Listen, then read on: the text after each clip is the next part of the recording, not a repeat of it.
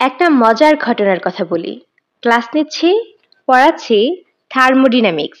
একটা ছেলেকে প্রশ্ন জিজ্ঞেস করলাম, সে উত্তর দিতে পারল না। বিরক্ত হয়ে বললাম, নাম কি তোমার? সে উঠে দাঁড়ালো, কিন্তু নাম বলল না।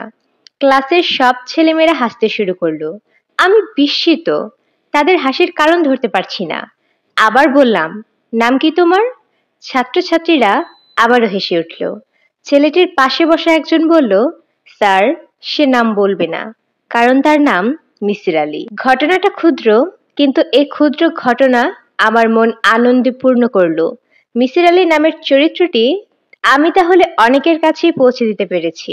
একজন লেখকের কাছে এর চেয়ে বড় পাওয়া আর কি হতে পারে? আমি বিব্রত ভঙ্গিতে দাঁড়িয়ে থাকা ছেলেটিকে বললাম, তুমি অস্বস্তি বোধ করছো কেন? মিসির আলীর চরিত্রটি কি তুমি পছন্দ করো না? সে মাথা নিচু করে রইল।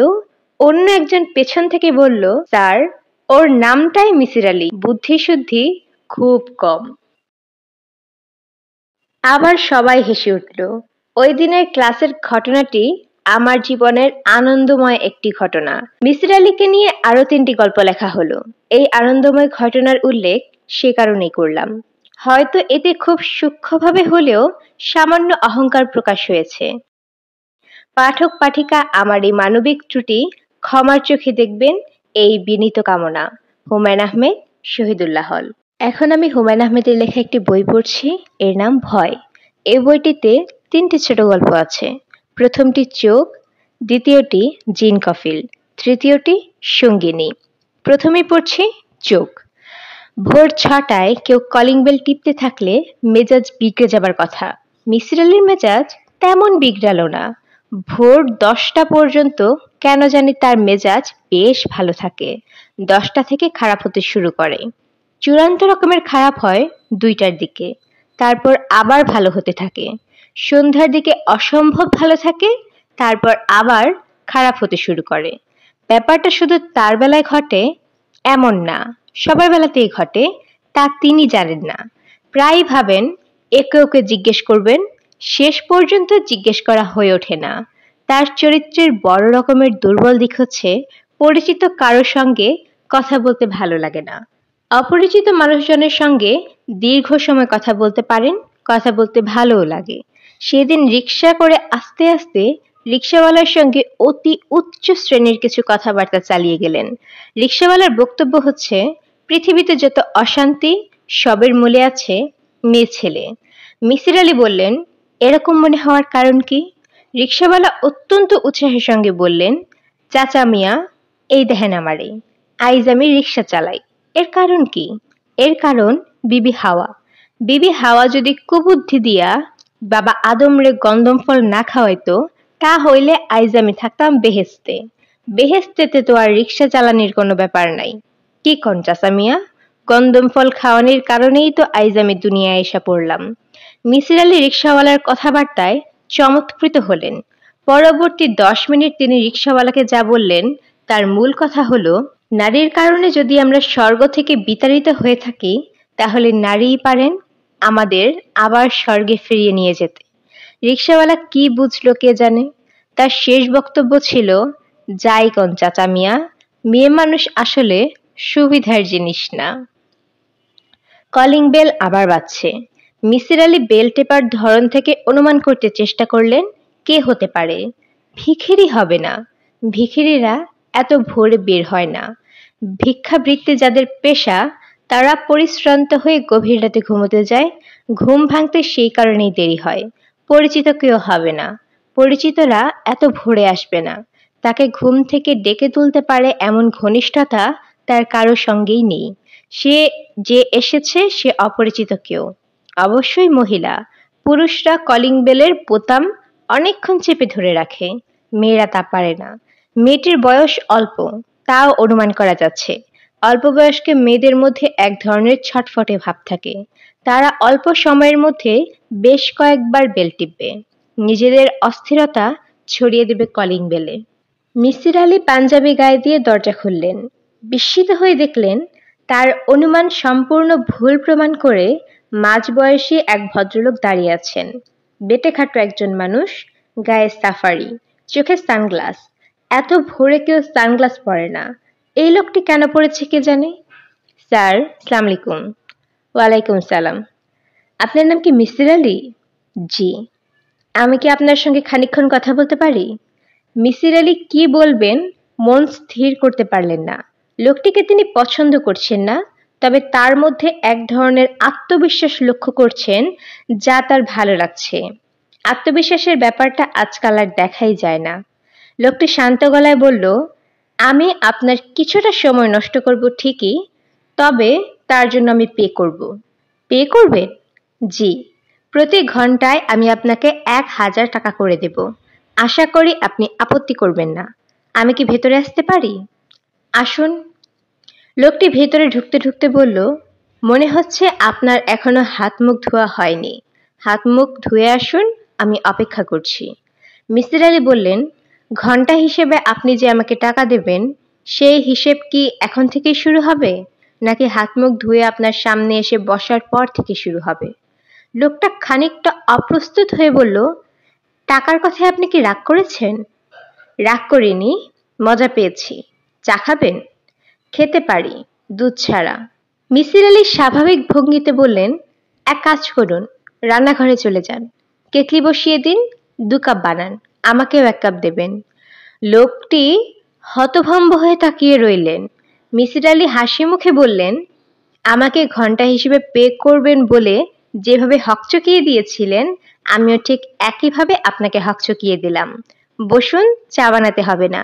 7টার সময় রাস্তার ওপারের রেস্টুরেন্ট থেকে আমার জন্য চা নাস্তা আসে, তখন আপনার জন্য চা নিয়ে দেব। Thank you sir. আপনি কথা বলার সময় বারবার বাঁ দিকে ঘুরছেন। আমার মনে হচ্ছে আপনার বাঁ চোখটা নষ্ট। এই জন্যে কি আপনি কালো চশমা পরে বসে আছেন? ভদ্রলোক সহজ গলায় বললেন, জি, আমার বাঁ চোখটা পাথরের। ভদ্রলোক সোফার এক কোণে বসলেন। মিসির আলী লক্ষ্য করলেন লোকটি শিরদাঁড়া সোজা করে বসে আছে। চাকরির ইন্টারভিউ দিতে এলে ক্যান্ডিডেটরা যে ভঙ্গিতে চেয়ারে বসে, অবিকল সে ভঙ্গি। মিসির আলী বললেন, আজকের খবরের কাগজ এখনো আসেনি। গত দিনের কাগজ দিতে পারি, যদি আপনি চোখ বোলাতে চান। আমি খবরের কাগজ পড়ি না। একা একা বসে থেকে আমার অভ্যাস আছে। আমার জন্য আপনাকে ব্যস্ত হতে হবে না। শুরুতে টাকা দেওয়ার কথা বলে যদি আপনাকে আহত করে থাকি, তার জন্য আমি ক্ষমা প্রার্থনা করছি। মিসির আলী টুথব্রাশ হাতে বাথরুমে ঢুকে গেলেন। লোকটিকে তার পাশে বসে ইন্টারেস্টিং বলে মনে হচ্ছে, তবে কোনো গুরুতর সমস্যা নিয়ে এসে বলে মনে হয় না। আজকাল অকারণেই কিছু লোকজন এসে তাকে বিরক্ত করা শুরু করেছে।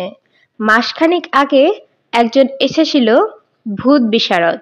সে নাকি গবেষণাধর্মী একটি বই লিখেছে যার নাম বাংলার ভূত। এ দেশে যত ধরনের ভূত পেত্নী আছে, সবার নাম আচার ব্যবহার এই বইতে লেখা আছে। মেছো ভূত, গেছো ভূত, জলাভূত, শাকচুন্নি, কণ্ঠকাটা, কুনিভূত, কুত্তিভূত, আদিভূত ইত্যাদি ইত্যাদি। সর্বমোট 106 রকমের ভূত। মিসির আলী বিরক্ত হয়ে বললেন, ভাই আমার কাছে কেন এসেছেন? আমি সারা জীবন ভূত নেই এটা প্রমাণ করতে চেষ্টা করেছি। সে লোক মহা উৎসাহী হয়ে বলল, কোন কোন ভূত নেই বলে প্রমাণ করেছেন এইটা কাইন্ডলি বলুন। আমার কাছে ক্যাসেট প্লেয়ার আছে, আমি ট্যাপ করে নেব। সানগ্লাস পরা বেটে ভদ্রলোক সেই পদের কেউ কিনা কে বলবে। তোয়ালে দিয়ে মুখ মুছতে মুছতে মিসির আলী বললেন, ভাই বলুন, কি ব্যাপার? প্রথমেই আমার নাম বলি। এখনো আমি আপনাকে আমার নাম বলিনি।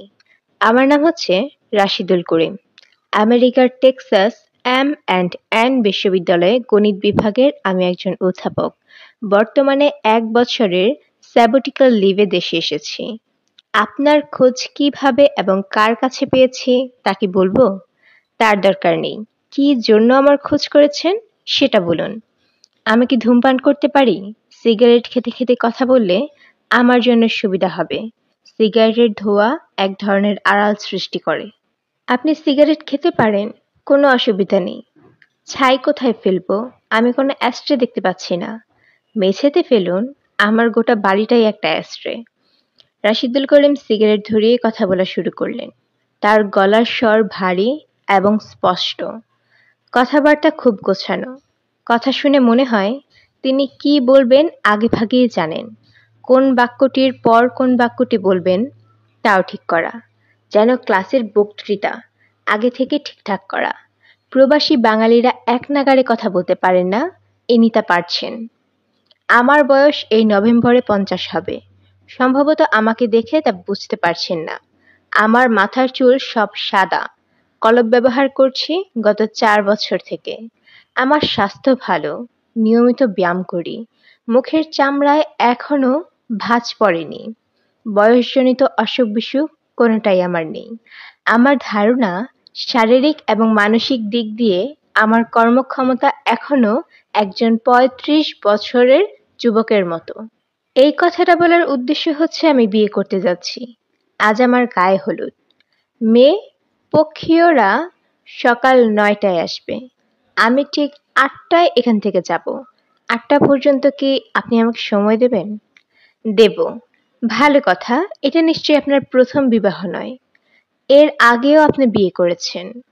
জি, এর আগে একবার বিয়ে করেছি। এটা আমার দ্বিতীয় বিবাহ। আমি আগেও বিয়ে করেছি। তা কি করে বললেন আপনি? আজ আপনার গায়ে হলুদ তা খুব সহজ স্বাভাবিকভাবে বললেন দেখে অনুমান করলাম। বিয়ের তীব্র উত্তেজনা আপনার মধ্যে দেখতে পাইনি। সব মানুষ তো একরকম নয়। এক একজন এক এক রকম। উত্তেজনার ব্যাপারটি আমার মধ্যে একেবারেই নেই। প্রথমবার যখন বিয়ে করি তখনও আমার মধ্যে বিন্দুমাত্র উত্তেজনা ছিল না।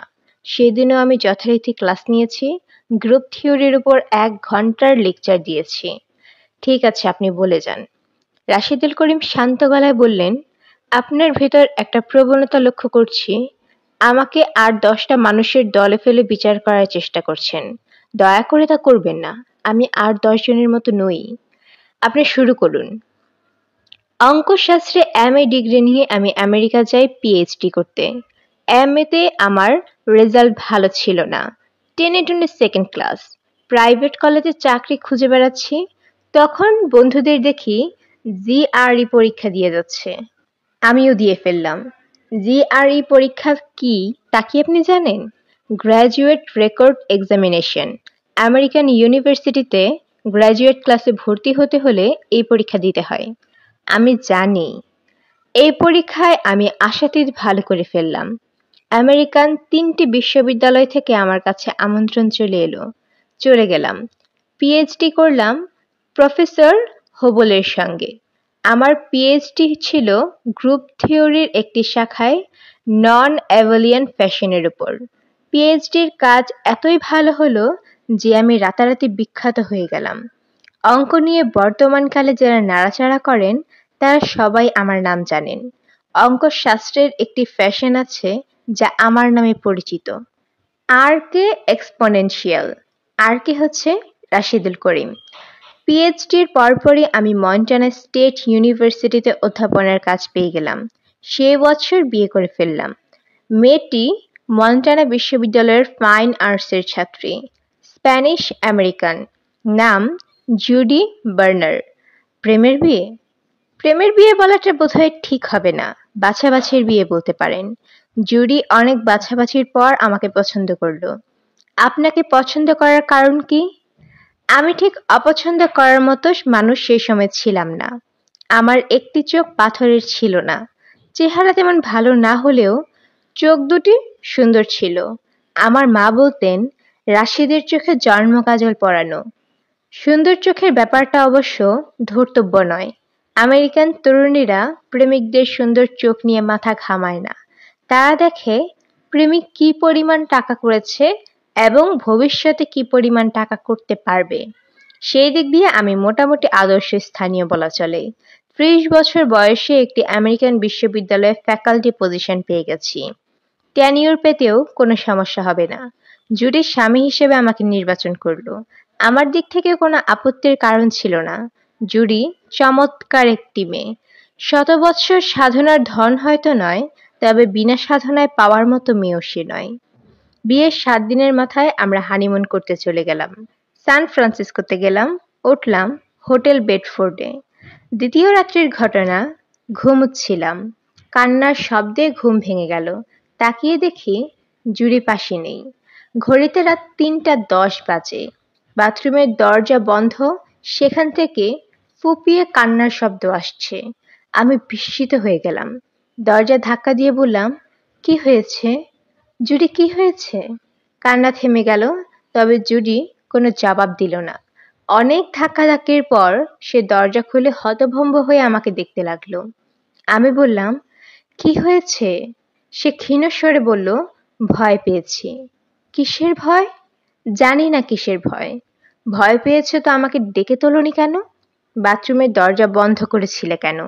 জুডি জবাব দিল না। এক দৃষ্টিতে আমার দিকে তাকিয়ে রইল। আমি বললাম, ব্যাপারটা কি আমাকে খুলে বলো তো। সকালে বলবো। না, এখনই বলো, কি দেখে ভয় পেয়েছো? জুডি অস্পষ্ট স্বরে বলল, তোমাকে দেখে। আমাকে দেখে ভয় পেয়েছো মানে? আমি কি করেছি? জুডি যা বলল তা হচ্ছে, রাতে তার ঘুম ভেঙে যায়। হোটেলের ঘরে নাইট লাইট জ্বলছিল। এই আলোয় সে দেখতে পায় তার পাশে যে শুয়ে আছে সে কোনো জীবন্ত মানুষ নয়, মৃত মানুষ। যে মৃত মানুষের গা থেকে শবদেহের গন্ধ বেরোচ্ছে।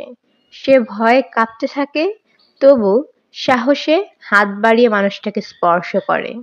স্পর্শ করেই চমকে ওঠে, কারণ মানুষটার শরীর বরফের মতো শীতল। সে পুরোপুরি নিশ্চিত হয়ে যায় আমি মারা গেছি। তার জন্য একটা বড় ধরনের শক হলেও সে যথেষ্ট সাহস দেখায়, টেবিল ল্যাম্প জ্বেলে দেয় এবং হোটেল ম্যানেজারকে টেলিফোন করবার জন্য টেলিফোন সেট হাতে তুলে নেয়। ঠিক তখন সে লক্ষ্য করে মৃতদেহের দুইটি চোখ বন্ধ, তার মধ্যে একটি ধীরে ধীরে খুলছে। সে একটিমাত্র খোলা চোখ তীব্র দৃষ্টিতে তার দিকে তাকিয়ে আছে। জুরি টেলিফোন ফেলে ছুটে গেল, বাথরুমের দরজা খুলে বাথরুমে ঢুকে দরজা বন্ধ করে দেয়। এই হলো ঘটনা। রাশেদুল করিম কথা শেষ করে সিগারেট ধরালেন, হাতের ঘড়ি দেখলেন। আমি বললাম, থামলেন কেন? 7টা বেজেছে। আপনি বলেছেন 7টার সময় আপনার জন্য চা আসে। আমি চায়ের জন্যই অপেক্ষা করছি। চা খেয়ে শুরু করব। আমার গল্প শুনতে আপনার কেমন লাগছে? ইন্টারেস্টিং। এই গল্প কি আপনি অনেকের সঙ্গে করেছেন? আপনার গল্প বলার ধরন দেখে মনে হচ্ছে অনেকের সঙ্গেই এই গল্প করেছেন। অনুমান সঠিক হয়েছে আপনার। 6 থেকে 7 জনকে আমি এই কথা বলেছি। এর মধ্যে সাইকিয়াট্রিস্ট আছেন, পুলিশের লোক আছে। পুলিশের লোক কেন? গল্প শেষ করলে বুঝতে পারবেন পুলিশের লোক কি জন্য। চা চলে এলো। চায়ের সঙ্গে পরোটা ভাজি। মিসির আলি নাস্তা করলেন, রাশিদুল করিম সাহেব পরপর 2 কাপ চা খেলেন। আমি কি শুরু করব? জি, শুরু করুন। আমাদের হানিমুন মাত্র 3 দিন স্থায়ী হলো। জুরিকে নিয়ে পুরনো জায়গায় চলে এলাম। মনটা খুবই খারাপ। জুরির কথাবার্তা কিছুই বুঝতে পারছি না। রোজ রাতে সে ভয়ঙ্কর চিৎকার করে ওঠে। জুরি ঘর থেকে বের হয়ে যায়। আমি যখন জেগে উঠি তাকে সান্ত্বনা দিতে যাই, তখন এমন ভাবে তাকায় যেন আমি একটা পিশাচ কিংবা মূর্তিমান শয়তান। আমার দুঃখের কোনো সীমা রইল না। সেই সময় নন অ্যাভেলিয়ান গ্রুপের একটা জটিল এবং গুরুত্বপূর্ণ কাজ করছিলাম। আমার দরকার ঠান্ডা মাথায় চিন্তা করার মতো পরিবেশ, মানসিক শান্তি। সব দূর হয়ে গেল। অবশ্যই দিনের বেলা ঝুরি স্বাভাবিক। সে বদলাতো সূর্য ডোবার পর থেকে। আমি একজন সাইকিয়াট্রিস্টের কাছে নিয়ে গেলাম তাকে। সাইকিয়াট্রিস্ট প্রথমে সন্দেহ করলেন ড্রাগজনিত সমস্যা হতে পারে। হয়তো জুরি ড্রাগের অভ্যস্ত। সেই সময় বাজারে হ্যালুসিনেটিং ড্রাগ এলএসডি প্রথমে এসেছে। শিল্প সাহিত্যের লোকজন শখ করে এই ড্রাগ খাচ্ছে এবং বড় গলায় বলছেন মাইন্ড অল্টারিং ট্রিপ নিয়ে এসেছি। জুরি ফাইন আর্টসের ছাত্রী, ট্রিপ নেওয়া তার পক্ষে খুব অস্বাভাবিক কিছু না। দেখা গেল ড্রাগজনিত কোনো সমস্যা তার নেই, সে কখনো ড্রাগ নেয়নি। সাইকিয়াট্রিস্টরা তার শৈশবের কোনো সমস্যা ছিল কিনা তাও বের করতে চেষ্টা করলেন। লাভ হলো না। জুরি এসেছে গ্রামের কৃষক পরিবার থেকে। এই ধরনের পরিবারে তেমন কোনো সমস্যা থাকে না। তাদের জীবনযাত্রা হয় সহজ এবং স্বাভাবিক। সাইকিয়াট্রিস্ট জুরিকে ঘুমের ওষুধ দিলেন, কড়া ডোজের একটা ঘুমের ওষুধ, যেটার নাম ফেনোবারবিটন। আমাকে বললেন, আপনি সম্ভবত লেখাপড়া নিয়ে থাকেন। স্ত্রীর প্রতি, বিশেষ করে নববিবাহিত স্ত্রীর প্রতি যতটা সময় দেওয়া দরকার তা দিচ্ছেন না। আপনার প্রতি আপনার স্ত্রীর এক ধরনের ক্ষোভ জন্মগ্রহণ করেছে। সে যা বলছে, যা করছে তা তারই ক্ষোভ হিসেবে বহিঃপ্রকাশ পাচ্ছে। জুডির কথা একটাই, আমি ঘুমাবার পর আমার দেহে প্রাণ থাকে না। একজন মৃত মানুষের শরীর যেমন অসাড় হয়ে পড়ে থাকে, আমার শরীরও সেই রকম হয়ে পড়ে থাকে।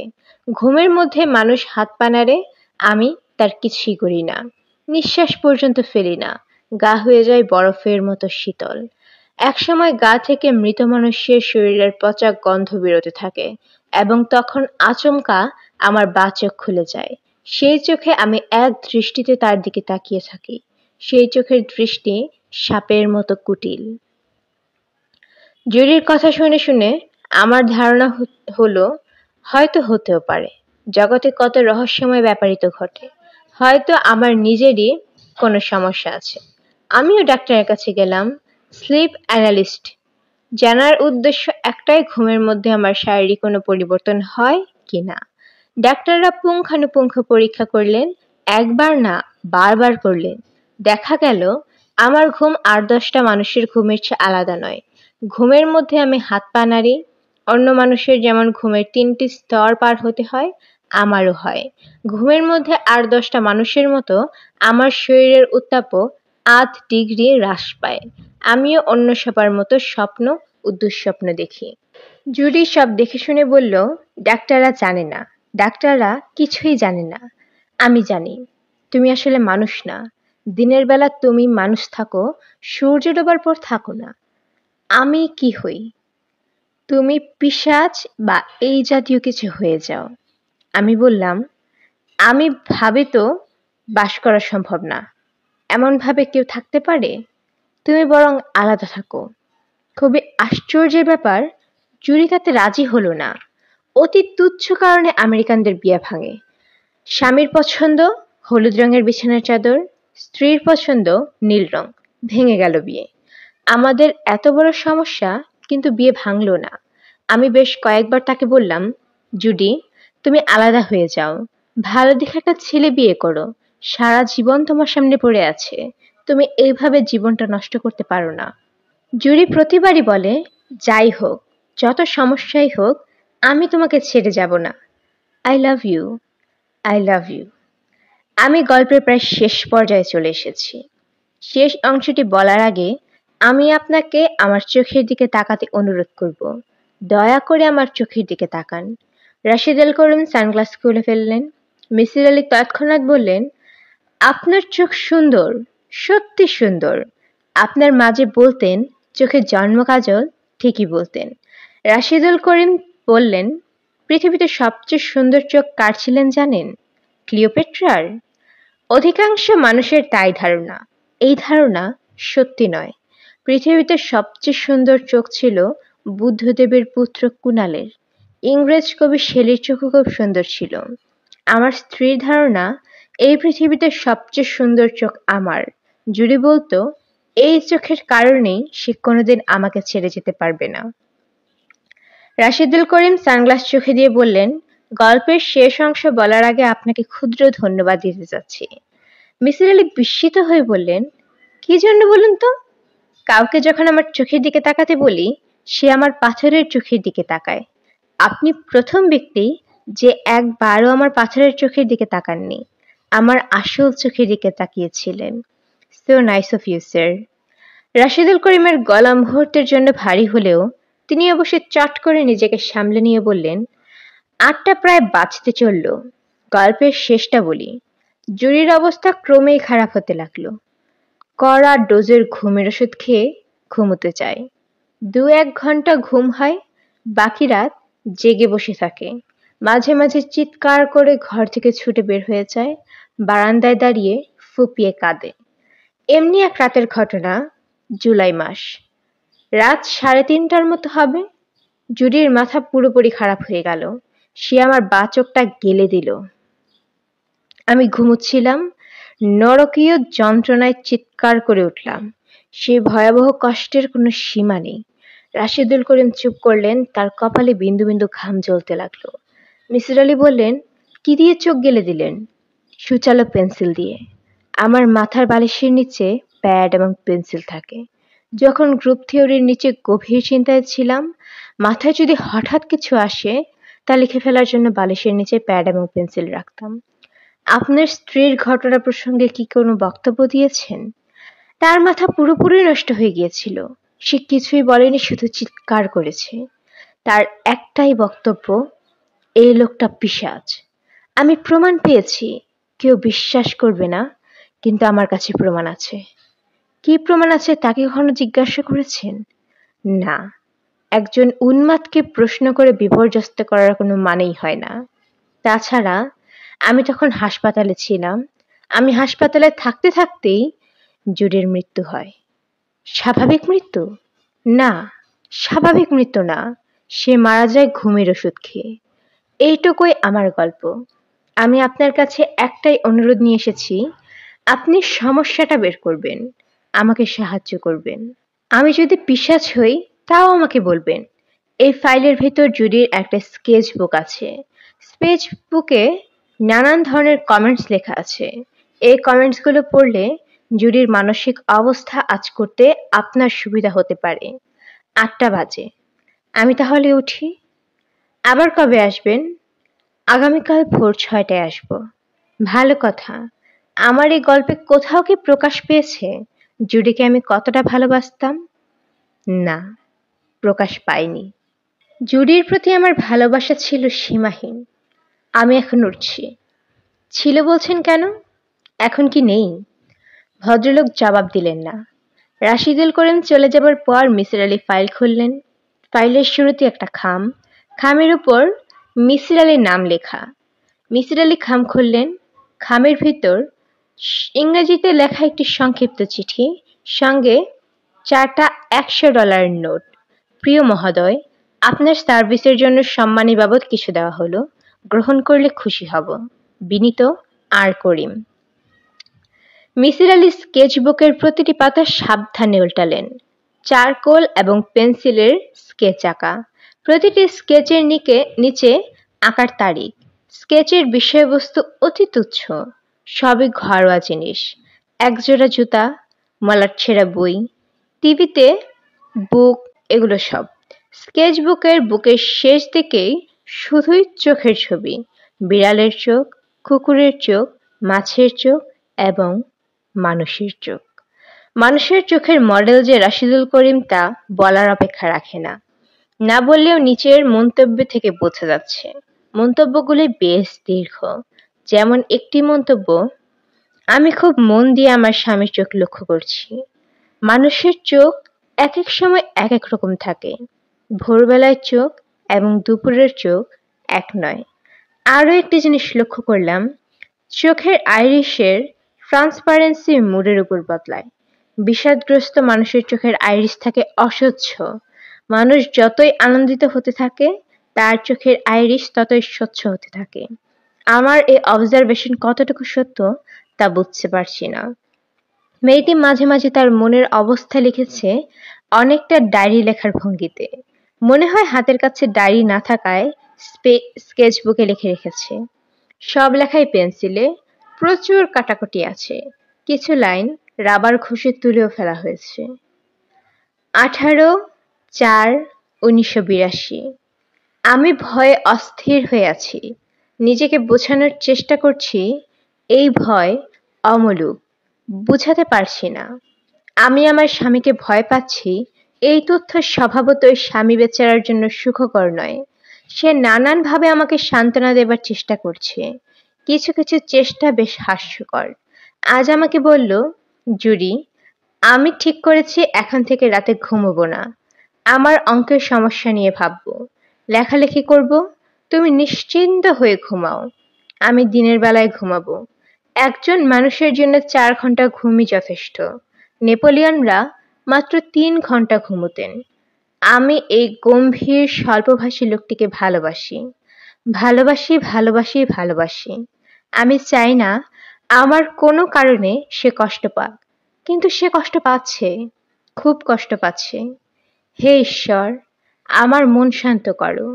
আমার ভয় দূর করে দাও। 21/4/1982। যে জিনিস খুব সুন্দর তা কত দ্রুত অসুন্দর হতে পারে বিস্মিত হয়ে আমি তাই দেখছি। রাশেদের ধারণা আমি অসুস্থ। সত্যি কি অসুস্থ? আমার মনে হয় না। কারণ এখনো ছবি আঁকতে পারছি। একজন অসুস্থ মানুষ আর যাই পারুক ছবি আঁকতে পারে না। গত ২ দিন ধরে ওয়াটার কালারে বাসার সামনের চেরি গাছের ফুল ধরতে চেষ্টা করছিলাম। আজ সেই ফুল কাগজে বন্দি করেছি। অনেকক্ষণ ছবিটির দিকে তাকিয়েছিলাম। ভালো হয়েছে। রাশের ছবি তেমন বুঝে বলে মনে হয় না। সেও মুগ্ধ হয়ে অনেকক্ষণ দেখল। তারপর বলল, আমি যখন বুড়ো হয়ে যাব, বিশ্ববিদ্যালয় থেকে অবসর নেব, তখন তুমি আমাকে ছবি আঁকা শিখিয়ে দেবে।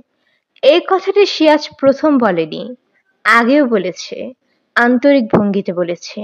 কেউ যখন আন্তরিকভাবে কিছু বলে তখন তার টের পাওয়া যায়। আমার মনে হয় না সে কোনোদিন ছবি আঁকবে। তার মাথায় অঙ্ক ছাড়া আর কিছুই নেই। ২১/৫/১৯৮২। আমি ছবি আঁকতে পারছি না। যেখানে নীল রং চড়ানো দরকার সেখানে গাঢ় হলুদ বসাচ্ছি। ডাক্তার সিডেটিভের পরিমাণ বাড়িয়ে দিয়েছে। সারাক্ষণ মাথা ঝিমঝিম করে। কেন জানি খুব বমি হচ্ছে। আজ দুপুরে অনেকক্ষণ ঘুমালাম। মজার ব্যাপার হচ্ছে, সুন্দর একটা স্বপ্ন দেখে ফেললাম। সুন্দর স্বপ্ন আমি অনেক দিন দেখি না। অনেক দিন দেখি না। অনেক দিন দেখি না। অনেক দিন দেখি না। অনেক দিন দেখি না। আচ্ছা, আমি কি পাগল হয়ে যাচ্ছি? শুনেছি পাগলরা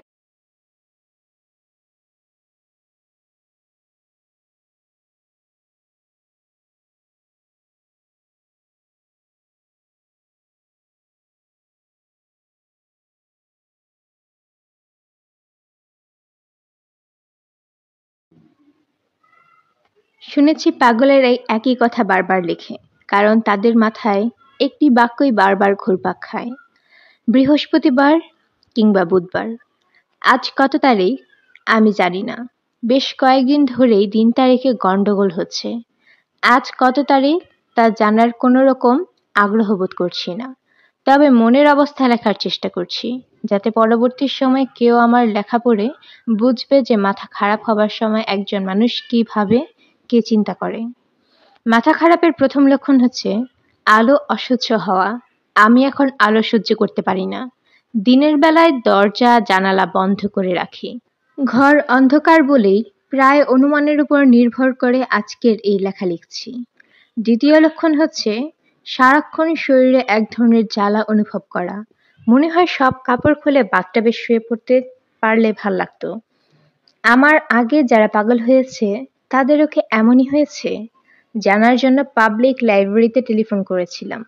আমি খুব সহজভাবে বললাম, আচ্ছা আপনাদের এখানে পাগলের লেখা কোনো বই আছে? যে মেয়েটি ফোন ধরেছিল সে বিস্মিত হয়ে বলল, পাগলের লেখা বই বলতে কি বোঝাচ্ছেন? মানসিক রোগীদের লেখা বই। মানসিক রোগীরা বই লিখবে কেন? কেন লিখবে না? আমি তো লিখেছি। বই অবশ্যই নয়, ডায়েরি আকার লেখা। ও আচ্ছা, ঠিক আছে, আপনার বই ছাপা হোক। ছাপা হবার পর অবশ্যই আমরা আপনার বইয়ের কপি সংগ্রহ করব। আমি মনে মনে হাসলাম। মেয়েটি আমাকে উন্মাদ ভাবছে।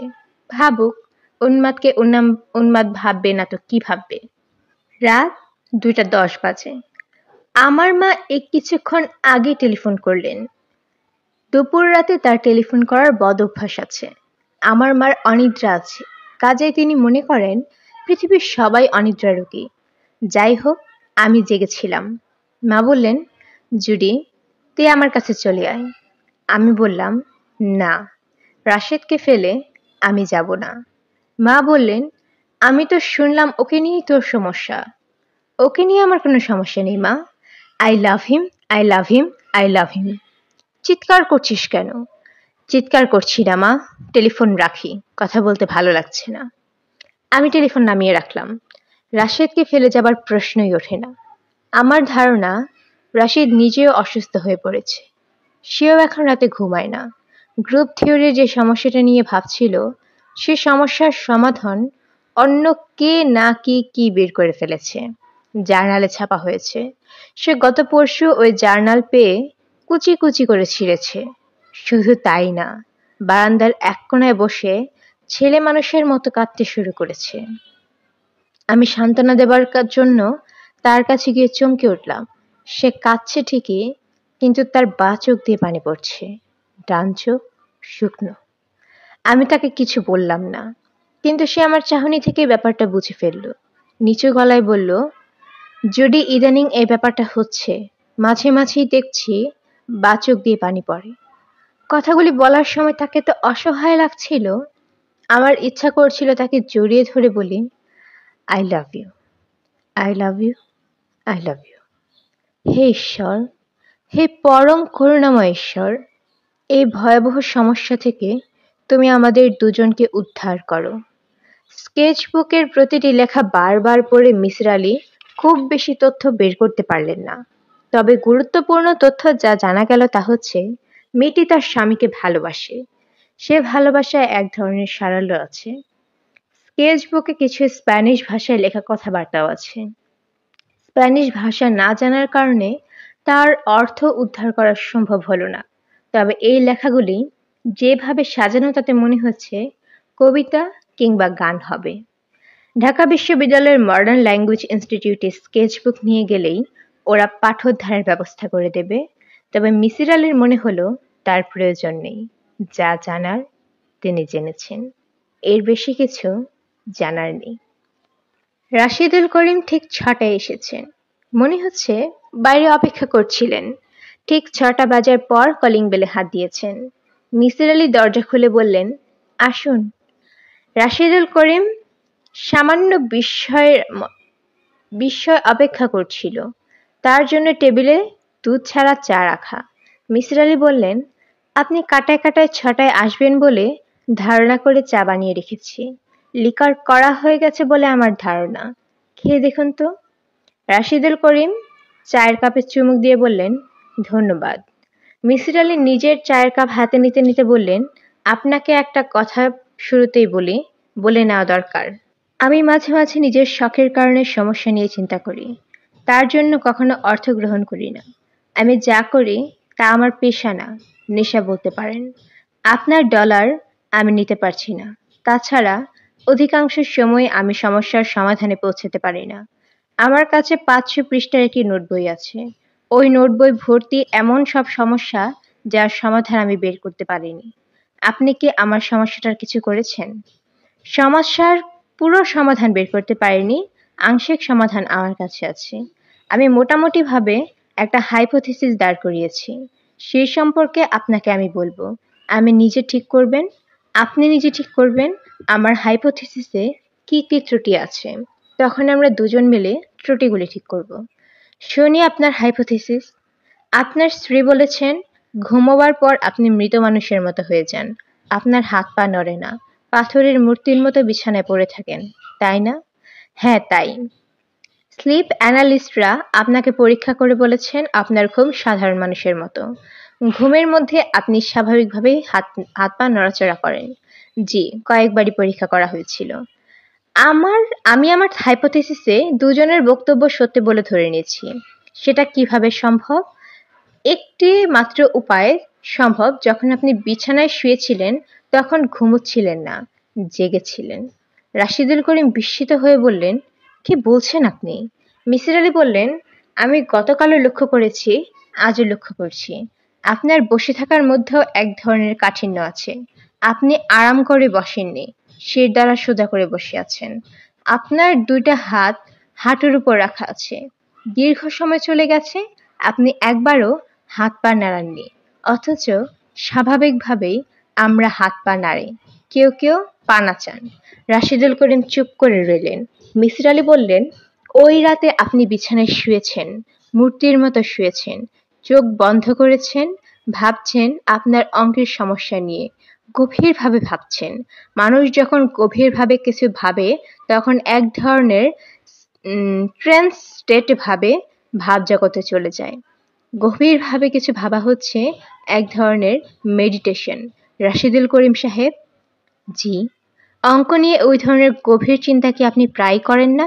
জি করি। আপনি কি লক্ষ্য করেছেন এই সময় আশেপাশে কি ঘটছে তা আপনার খেয়াল থাকে না? লক্ষ্য করেছি। আপনি নিশ্চয়ই আরো লক্ষ্য করেছেন যে এই অবস্থায় আপনি ঘন্টার পর ঘন্টা পার করে দিচ্ছেন। লক্ষ্য করেননি? করেছি।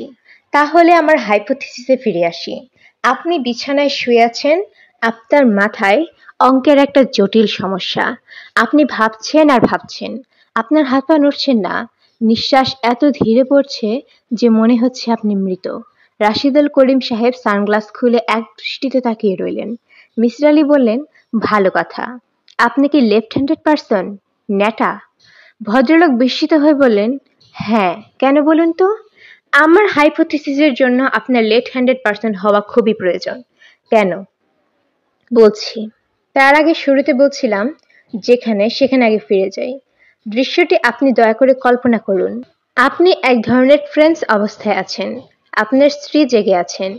ভীত চোখে আপনাকে দেখছেন। আপনার এই অবস্থার সঙ্গে তার পরিচয় নেই। তিনি ভয়ে অস্থির হয়ে গেলেন। তার ধারণা হলো আপনি মারা গেছেন। তিনি আপনার গায়ে হাত দিয়ে আরো ভয় পেয়ে গেলেন, কারণ আপনার গা হিমশীতল।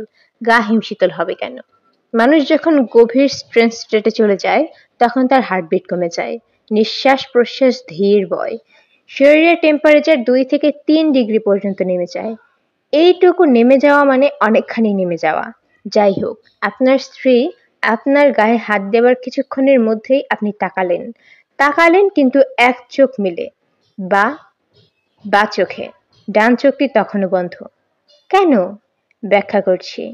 রাইট হ্যান্ডেড পারসন যারা আছে, তারা এক চোখ বন্ধ করে এক চোখে তাকাতে বললে তারা বা চোখ বন্ধ করে ডান চোখে তাকাবে। ডান চোখ বন্ধ করে বা চোখে তাকানো তাদের পক্ষে সম্ভব না। এটা সম্ভব শুধু যারা নেটা তাদের জন্য। আপনি লেফট হ্যান্ডেড পারসন, তাই আপনি এক ধরনের গভীর ট্রেন্স স্টেটে আছেন। আপনার স্ত্রী আপনার গায়ে হাত রেখেছেন। আপনি কি হচ্ছে জানতে চাচ্ছেন, চোখ মেলেছেন, দুটি চোখ মেলতে চাচ্ছেন না। গভীর আলস্যে একটা চোখ কোনো মতে মেললেন। অবশ্যই সে চোখ হবে বা চোখ। আমার যুক্তি কি গ্রহণযোগ্য মনে হচ্ছে? রাশিদুল করিম হ্যাঁ না কিছুই বললেন না। মিসির আলি বললেন, আপনার স্ত্রী আরো ভয় পেলেন। সে ভয় তার রক্তে মিশে গেল। কারণ শুধুমাত্র একবার এই ব্যাপারটি ঘটেনি, অনেকবার ঘটেছে। আপনার কথা থেকেই আমি জেনেছি সে সময় অঙ্কের একটি জটিল সমাধান নিয়ে আপনি ব্যস্ত। আপনার সমগ্র চিন্তা চেতনায় আছে অঙ্কের সমাধান, নতুন কোনো থিওরি, নয় কি? হ্যাঁ। এখন আমি আমার হাইপোথিসিসের সবচেয়ে জটিল অংশ ব্যাখ্যা করে আসছি। আমার হাইপোথিসিস বলে আপনার স্ত্রী আপনার চোখ গেলে দেননি। তার পক্ষে এটা করা সম্ভব নয়। তিনি আপনার চোখের প্রেমে পড়েছিলেন। একজন শিল্পী মানুষ কখনোই সুন্দর সৃষ্টি নষ্ট করতে পারে না। তবুও যদি ধরে নেই তার মাথায় হঠাৎ রক্ত উঠে গিয়েছিল, তিনি এই ভয়াবহ কাণ্ড করেছেন, তাহলে তাকে এটা করতে হবে ঝোঁকের মাথায়, আচমকা। আপনার চোখ গেলে দেওয়া হয়েছে পেন্সিলে।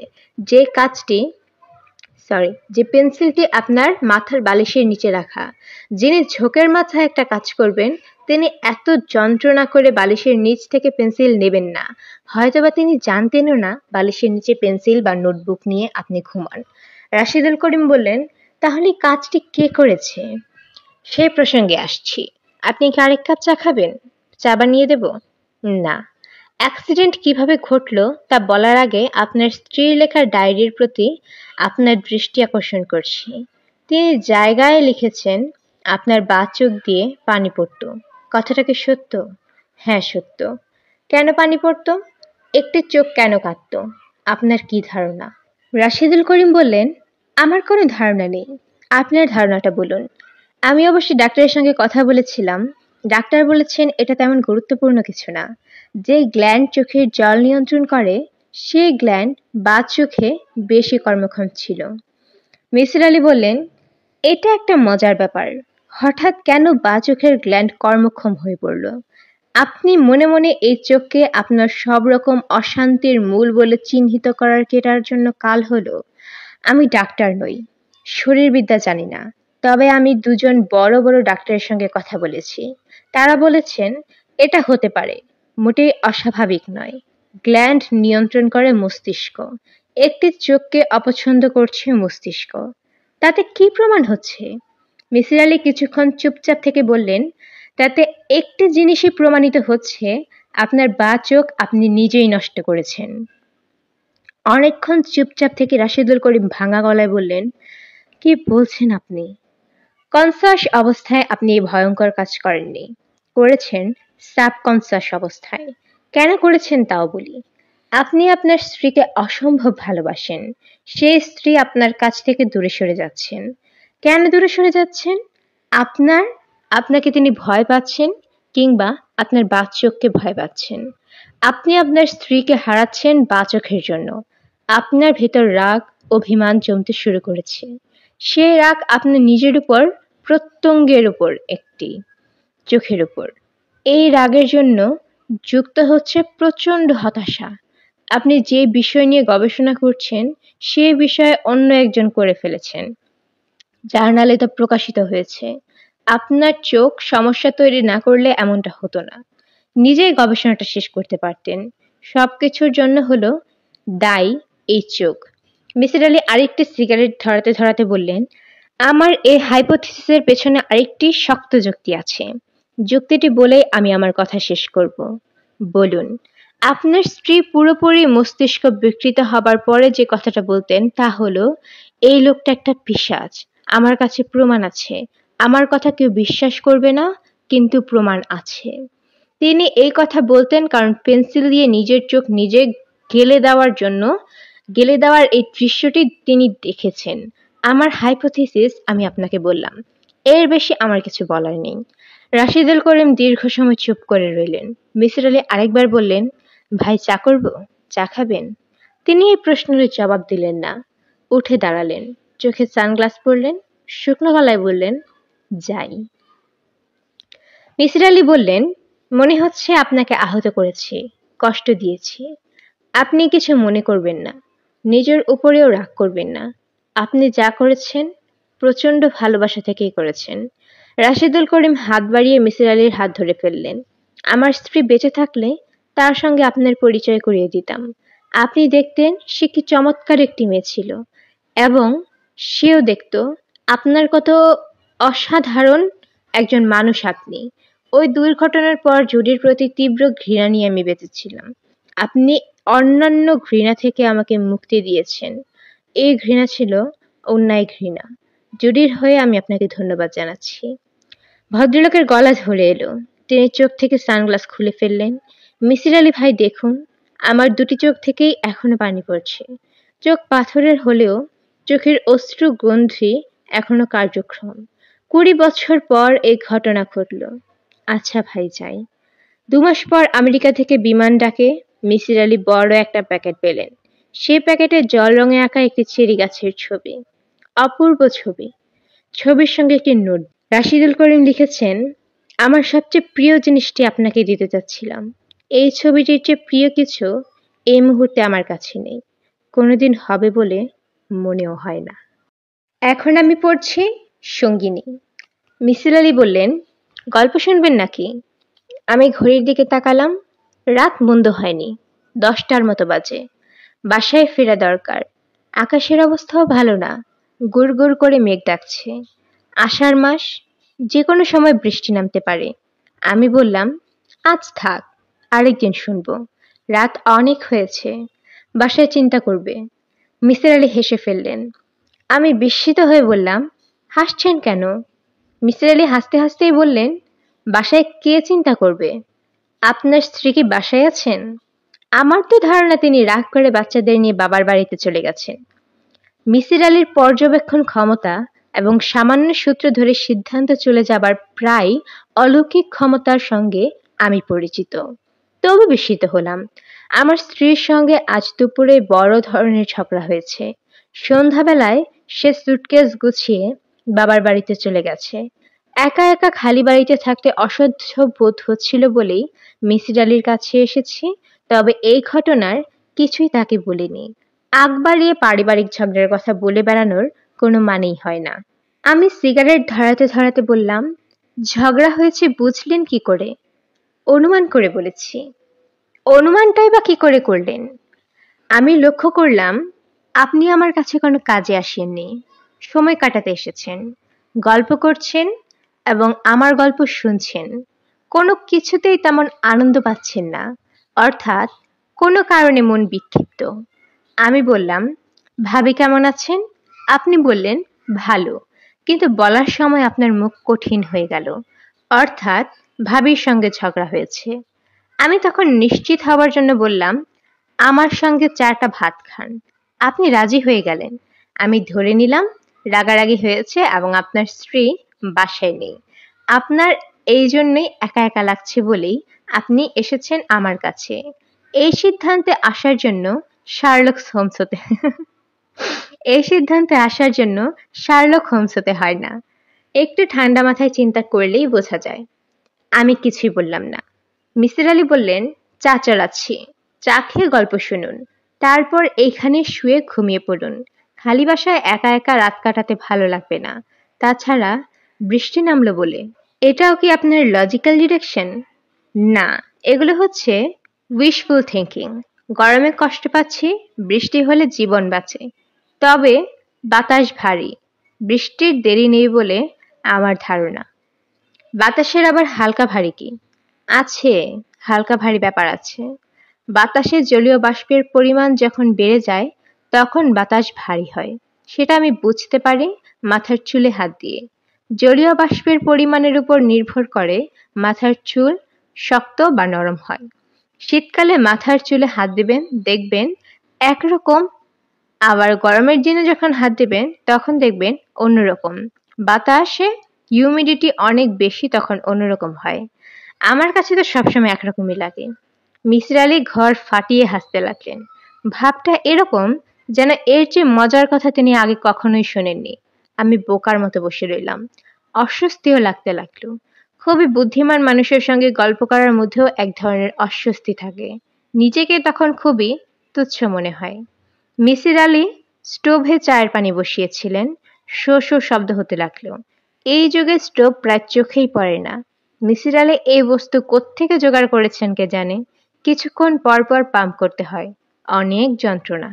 চায়ের কাপ হাতে নিয়ে বিছানায় এসে বসামাত্র বৃষ্টি শুরু হলো। তুমুল বর্ষণ। মিসির আলি বললেন, আমার বেহেশতে যেতে ইচ্ছে করে না কেন জানেন? জানি না। বেহেশতে যেতে ইচ্ছে করে না কারণ সেখানে ঝড় বৃষ্টি নেই। এয়ার কুলার বসানো একটা ঘরের মতো সেখানকার আবহাওয়া। তাপ বাড়বেও না, কমবেও না, অনন্তকাল একই থাকবে। কোনো মানে হয়? আপনি কি বেহেশত, দোজখ এসব নিয়ে মাথা ঘামান? না, ঘামাই না। সৃষ্টিকর্তা নিয়ে মাথা ঘামান? হ্যাঁ, ঘামাই। খুব চিন্তা করি, কোনো কুলকিরানা পাই না। পৃথিবীতে সমস্ত ধর্মগ্রন্থ কি বলে জানেন? বলে, সৃষ্টিকর্তা বা ঈশ্বর পারেন না এমন কিছুই নেই। তিনি সব পারেন। অথচ আমার ধারণা তিনি দুটি জিনিস পারেন না যা মানুষ পারে। আমি অবাক হয়ে বললাম, উদাহরণ দিন। সৃষ্টিকর্তা নিজেকে ধ্বংস করতে পারেন না, মানুষ পারে। আবার সৃষ্টিকর্তা দ্বিতীয় একজন সৃষ্টিকর্তা তৈরি করতে পারেন না, কিন্তু মানুষ পারে। সে সন্তানের জন্ম দেয়। আমি তাহলে একজন নাস্তিক? না, নাস্তিক না। আমি খুব আস্তিক। আমি এমন সব রহস্যময় ঘটনা আমার চারপাশে ঘটতে দেখেছি বা বাধ্য হয়ে আমাকে আস্তিক হতে হয়েছে। ব্যাখ্যাতীত সব ঘটনা, যেমন স্বপ্নের কথাটাই ধরুন। সামান্য স্বপ্ন, অথচ ব্যাখ্যাতীত একটা ঘটনা। ব্যাখ্যাতীত হবে কেন? ফ্রয়েডের মতো চমৎকার ব্যাখ্যাও করেছেন বলে শুনেছি। মোটেই চমৎকার ব্যাখ্যা করিনি। স্বপ্নের পুরো ব্যাপারটাই তিনি অবদিমিত কামনার উপর চালিয়ে দিয়েছেন। Interpretation of dream. তিনি শুধু বিশেষ এক ধরনের স্বপ্নই ব্যাখ্যা করলেন, অন্য দিক সম্পর্কে চুপ করে রইলেন। যদিও তিনি তো খুব ভালো করেই জানতেন মানুষের বেশ কিছু স্বপ্ন আছে যা ব্যাখ্যা করা যায় না।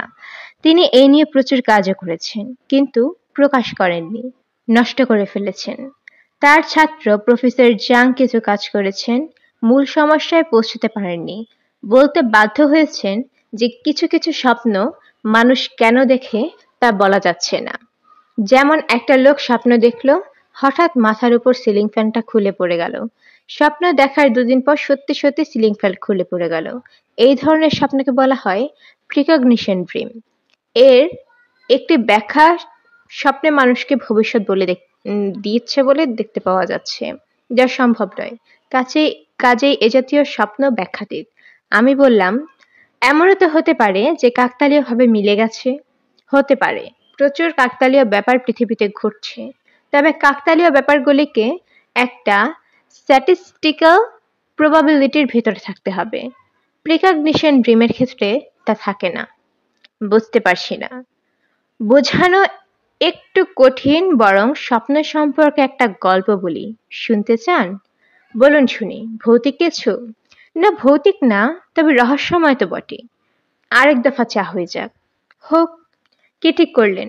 থেকে যাবেন? বৃষ্টি কিন্তু বাড়ছে। আমি থেকে যাওয়াই ঠিক করলাম। মিসির আলি চা নিয়ে বারান্দায় পা তুলে বসলেন। গল্প শুরু হলো। ছোটবেলায় আমাদের বাসায় খাওয়াবনামা নামের একটি স্বপ্নের তথ্যের বই ছিল। কোনো স্বপ্ন দেখলে কি হবে, কি ধরনের স্বপ্নের কি ব্যাখ্যা, এই ধরনের একটি বই। আমার মা ছিলেন বইটার বিশেষ ভক্ত। ঘুম থেকে উঠেই বলতেন, ওই মিসির, বইটা একটু দেখতো, একটা স্বপ্ন দেখলাম। স্বপ্নের মানে কি বলতো? আমি বই নিয়ে বসতাম। দেখতো বাবা, গরু স্বপ্ন দেখলে কি হয়? আমি উল্টে জিজ্ঞাসা করলাম, কি রঙের গরু মা? সাদা না কালো? এই তো মুশকিলে ফেললি। সাদা না কালো খেয়াল নেই।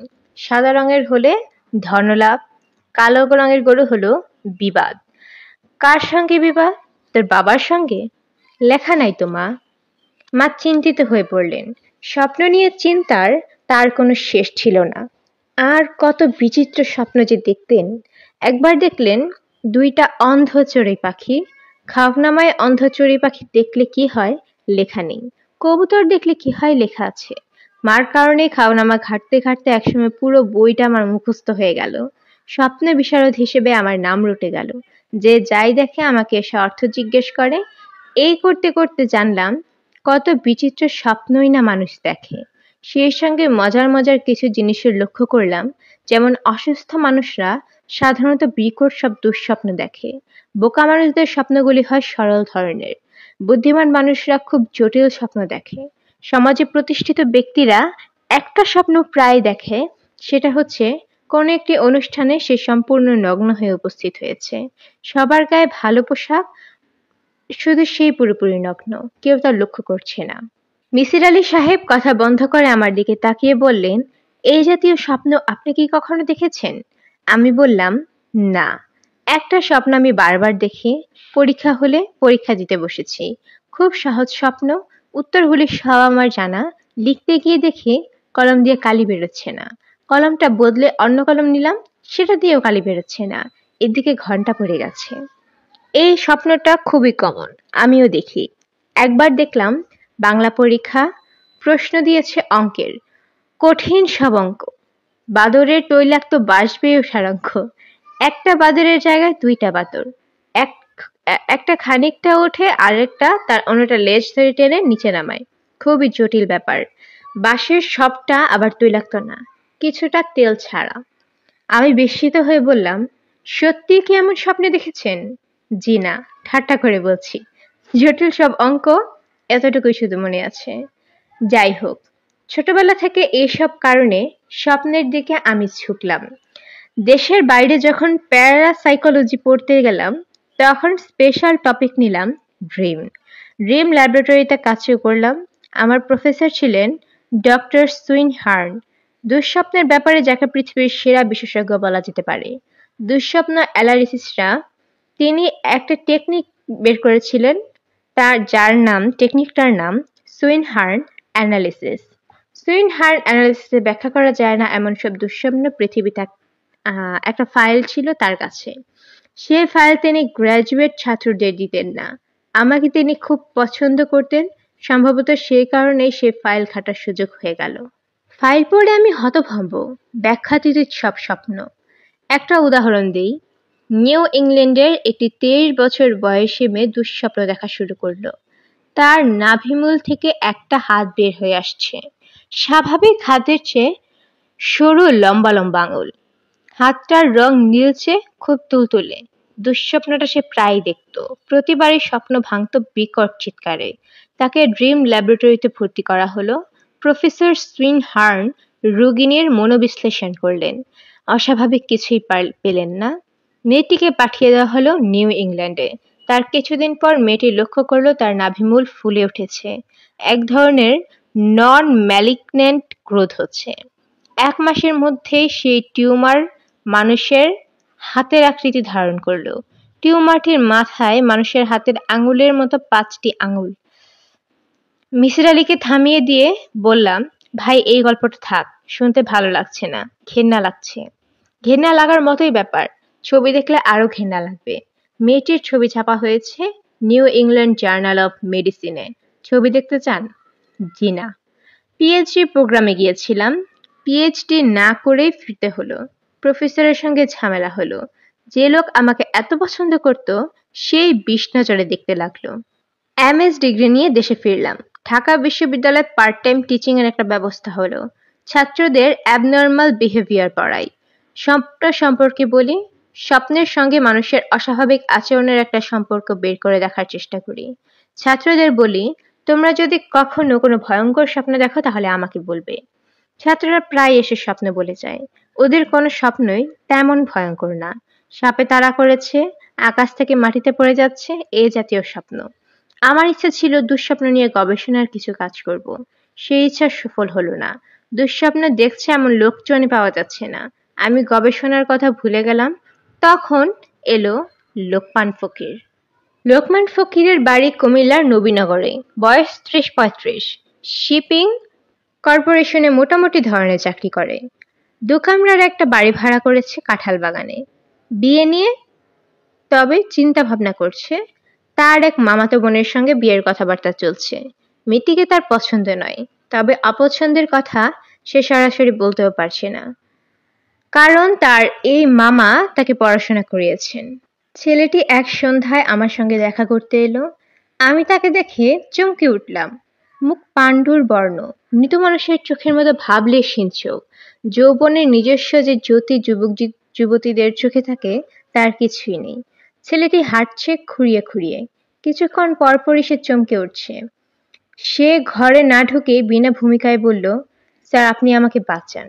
আমি ছেলেটিকে বসালাম, পরিচয় নিলাম, হালকা কিছু কথাবার্তা বলে তাকে স্বাভাবিক করার চেষ্টা করলাম। তাতে খুব লাভ হলো বলে মনে হলো না। তার অস্থিরতা কমলো না। লক্ষ্য করলাম সে স্থির হয়ে বসতেও পারছে না, খুব নড়াচড়া করছে। আমি বললাম, তোমার সমস্যাটা কি? ছেলেটি রুমাল দিয়ে কপালের ঘাম মুছতে মুছতে প্রায় অস্পষ্ট গলায় বলল, স্যার আমি দুঃস্বপ্ন দেখি, ভয়ঙ্কর দুঃস্বপ্ন।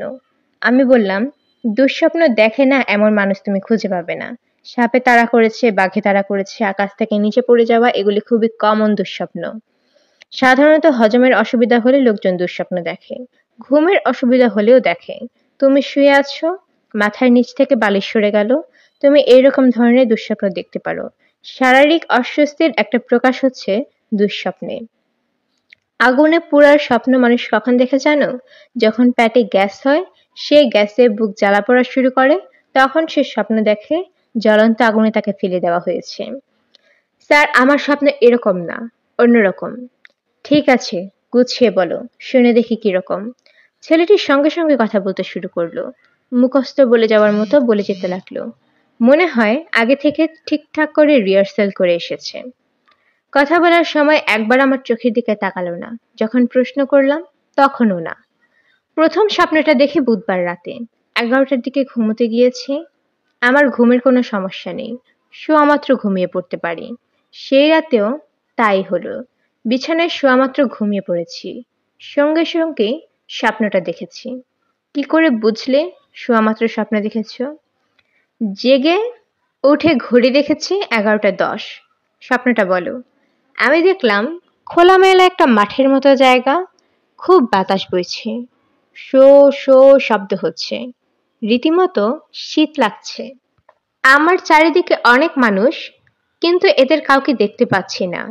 এদের কথা শুনতে পাচ্ছি, হাসির শব্দ শুনছি, একটা বাচ্চা ছেলে কাঁদছে তাও শুনছি, বুড়া মতো একটা লোকের কাশির শব্দ শোনা যাচ্ছে, কিন্তু কাউকে আবছা ভাবেও দেখতে পাচ্ছি না। একবার মনে হলো আমি বোধহয় অন্ধ হয়ে গেছি। চারিদিকে খুব তীক্ষ্ণ চোখে তাকালাম, মাঠ দেখতে পাচ্ছি, কুয়াশা দেখতে পাচ্ছি, কিন্তু মানুষজন দেখছি না, অথচ তাদের কথা শুনছি। হঠাৎ ওদের কথাবার্তা সব থেমে গেল, বাতাসের শো শো শব্দ বন্ধ হয়ে গেল।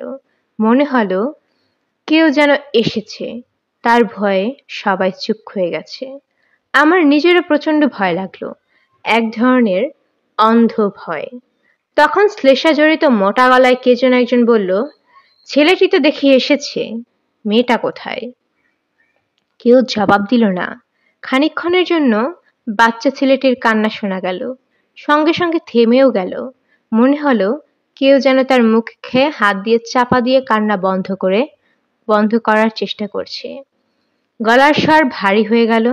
ভারী গলায় লোকটা আবার কথা বলে উঠল, মেয়েটা দেরি করছে কেন? কেন দেরি করছে এত? ছেলেটিকে তো বেশিক্ষণ রাখা যাবে না, এর ঘুম পাতলা হয়ে এসেছে, ও জেগে যাবে। হঠাৎ চারিদিকে সাড়া পড়ে গেল। একসঙ্গে সবাই বলে উঠল, এসেছে এসেছে, মেয়েটা এসেছে। আমি চমকে উঠে দেখলাম আমার পাশে একটা মেয়ে দাঁড়িয়ে আছে, খুব রোগা একটা মেয়ে, অসম্ভব ফর্সা, বয়স 18-19। এলোমেলো ভাবে শাড়ি পরা, লম্বা চুল, চুলগুলি ছেড়ে দেয়া, বাতাসে উঠছে। মেয়েটা ভয়ে থরথর করে কাঁপছে। আমি অবাক হয়ে মেয়েটির দিকে তাকিয়ে আছি। সে অসংকোচে আমার হাত ধরে কাঁপা গলায় বলল, আমার ভয় করছে, আমার ভয় করছে। আমি বললাম, আপনি কে? সে বলল, আমার নাম নার্গিস। আপনি যা দেখছেন তা স্বপ্ন, ভয়ঙ্কর স্বপ্ন। একটু পরে আপনি বুঝবেন। আগে এই স্বপ্নটা শুধু আমি একা দেখতাম, এখন মনে হয় আপনিও দেখবেন। মেয়েটা কাঁদতে শুরু করলো। আতঙ্কে অস্থির হয়ে আমার গা ঘেঁষে দাঁড়ালো। কাঁদতে কাঁদতেই বলল, আপনি কিছু মনে করবেন না, আমার ভয় লাগছে বলেই আমি এভাবে দাঁড়িয়ে আছি। এরা প্রতি মাসে একবার করে আমাকে এই স্বপ্নটা দেখায়। আমি বললাম, এরা কারা? জানি না, কিচ্ছু জানি না। আপনি থাকায় কেন জানি একটু ভরসা পাচ্ছি, যদিও জানি আপনি কিছুই করতে পারবেন না। কিছুই না, কিছুই না, কিছুই না। মেয়েটি হাঁপাতে শুরু করলো, আর তখনই ভারী এবং শ্লেষা জড়ানো কণ্ঠ চিৎকার করে বলল, সময় শেষ, দৌড়াও দৌড়াও দৌড়াও। সে চিৎকারের মধ্যে ভয়ঙ্কর পৈশাচিক কিছু ছিল। আমার শরীরের প্রতিটি স্নায়ু থরথর করে কাঁপতে লাগলো। চোখের সামনে কুয়াশা কেটে যেতে লাগলো। চারিদিকে তীব্র আলো, এত তীব্র যে চোখ ধাঁধিয়ে যায়। যাদের কথা শুনছিলাম অথচ দেখতে পাচ্ছিলাম না, এই আলোয় সবাইকে স্পষ্ট দেখতে পারলাম। এরা এরা এরা এরা কি? এরা মানুষ না, এরা অন্য কিছু। লম্বাটে পশুর মতো মুখ, হাঁপা মানুষের মতো। সবাই নগ্ন। এদের অদ্ভুত এক ধরনের শব্দ করতে লাগলো সবাই। আমার কানে বাজতে লাগলো, দৌড়াও দৌড়াও। আমরা দৌড়াতে শুরু করলাম। আমাদের পেছনে সেই জন্তুর মতো মানুষগুলি দৌড়াচ্ছে। আমরা ছুটেছি মাঠের উপর দিয়ে। সেই মাঠে কোনো ঘাস নেই, সমস্ত মাঠময় অযুত নিযুত লক্ষ কোটি ধারালো ব্লেড সারি সারি সাজানো। সেই ব্লেডে আমার পা কেটে ছিন্ন ভিন্ন হয়ে যাচ্ছে। তীব্র যন্ত্রণা। চিৎকার করে উঠলাম, আর তখনই ঘুম ভেঙে গেল। দেখলাম ঘামের সমস্ত বিছানা ভিজে গেছে। এই তোমার স্বপ্ন? জি। দ্বিতীয় স্বপ্ন কখন দেখলে? ঠিক 1 মাস পর। সে মেয়েটিকেও কি তোমার স্বপ্নের দ্বিতীয় স্বপ্নে ছিল? জি। একই স্বপ্ন না অন্যরকম কোনো কিছু? একই স্বপ্ন। দ্বিতীয়বারও কি তুমি মেয়েটির হাত ধরে দৌড়ালে? জি। প্রথমবার যেমন তার সঙ্গে কথাবার্তা হয়েছিল, দ্বিতীয়বারও তাই হলো? জি। দ্বিতীয়বারও কি মেয়েটি পরে এসেছে আর তুমি অপেক্ষা করেছিলে? জি না, দ্বিতীয়বার মেয়েটি আগে এসেছিল, আমি পরে এসেছি। দ্বিতীয়বারের স্বপ্নে তুমি রাত কটায় দেখেছ? ঠিক বলতে পারবো না, তবে শেষ রাতের দিকে। ঘুম ভাঙার কিছুক্ষণের মধ্যেই ফজরের আজান হলো। দ্বিতীয়বারও মেয়েটি মোটা গলার লোকটি কথা বলল। জি। লোকমান ফকির রুমালে কপালের ঘাম মুছতে লাগলো। সে অসম্ভব ঘামছে। আমি বললাম, পানি খাবে? পানি এনে দেব? জি না স্যার। আমি পানি এনে দিলাম। সে এক নিঃশ্বাসে পানি শেষ করে ফেলল। আমি বললাম, স্বপ্ন ভাঙার পর তুমি দেখলে তোমার পা দুটি ব্লেডের কেটে ক্ষতবিক্ষত হয়ে গেছে, তাই না? লোকমান হতভম্ব হয়ে বলল, জি স্যার। আপনি কি করে বুঝলেন? তুমি খুঁড়িয়ে খুঁড়িয়ে ঘরে ঢুকলে সেই থেকে অনুমান করছি। তাছাড়া তোমার পা স্বপ্ন দেখার পর কেটে যাচ্ছে বলেই ভয়ঙ্কর স্বপ্নটা। পা যদি না কাটতো তাহলে এই স্বপ্নটা ভয়ঙ্কর হতো না, বরং এটা হতো একটা মধুর স্বপ্ন। কারণ স্বপ্নে দেখা যাচ্ছে একটি মেয়ে তোমার গা ঘেঁষে দাঁড়িয়ে আছে। 18-19 বছরের একটি রূপবতী মেয়ে হাত ধরে তোমার সঙ্গে দৌড়াচ্ছে। আমার কথার মাঝখানে লোকমান ফকির পায়ের জুতো খুলে ফেললো, মোজা খুলে ফেললো। আমি হতভম্ব হয়ে দেখলাম পায়ের তলা ফালা ফালা করে কাটা। এমন কিছু সত্যি সত্যি ঘটতে পারে আমি ভাবিনি। লোকমান ক্ষীণ গলায় বলল, এটা কি করে হয় স্যার? আমি ঠিক বুঝতে পারছি না। তবে স্বপ্নের ব্যাপারে পড়াশোনা যা করেছি তার থেকে তোমাকে একটা কথা বলতে পারি। ইনভার্ট রিয়াকশন বলে একটা ব্যাপার আছে। ধরো তোমার আঙুল পুড়ে গেলে তুমি সেই খবর স্নায়ুর মাধ্যমে তোমার মস্তিষ্কে পৌঁছাবে, তুমি ব্যথা পাবে। ইনভার্ট রিয়াকশন কি হয় জানো? আগে মস্তিষ্কে আঙুল পড়ার অনুভূতি পায়, তারপর সেই খবরগুলি আঙুলে পৌঁছে দেয়। তখন আঙুলটি পোড়া পোড়া হয়ে যেতে পারে। স্বপ্নের পুরো ব্যাখ্যাটাই হয় মস্তিষ্কে।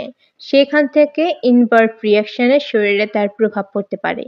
এই লোক স্বপ্নে দেখতো তার হাতে কে যেন পিন ফোটাচ্ছে। ঘুম ভাঙার পর তার হাতে সত্যি সত্যি পিন ফোটার দাগ হয়ে যেত।